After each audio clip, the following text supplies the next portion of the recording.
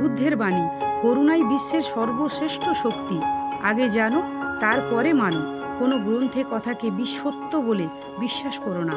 কেউ বলেছে বলে তা বিশ্বাস করো না। সব কিছু যুক্তি দিয়ে বিচার করে গ্রহণ করো।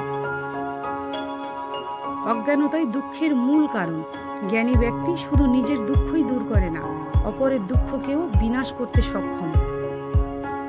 মন্দ কাজ করা সহজ, কিন্তু ভালো কাজ করার মধ্যে কঠোর তপস্যা নিহিত। হাজারটি যুদ্ধ জেতার চেয়ে নিজের মনকে জেতা অনেক ভালো। জীবনে পাওয়া কষ্টগুলোই আমাদের শ্রেষ্ঠ উপহার, যেখান থেকে আমরা অনেক কিছু শিখতে পারি। এক মুহূর্তে একটি দিন পাল্টে যেতে পারে, একদিনে একটি জীবন পাল্টে যেতে পারে, একটি জীবন বিশ্ব পাল্টে দিতে পারে।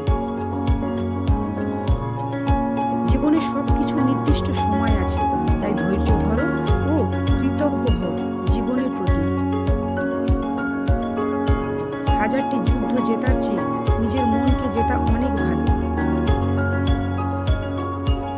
জীবনে যে তোমাকে বিশ্বাস করে তাকে মিথ্যা বলো না, যে তোমাকে মিথ্যা বলে তাকে বিশ্বাস করো না।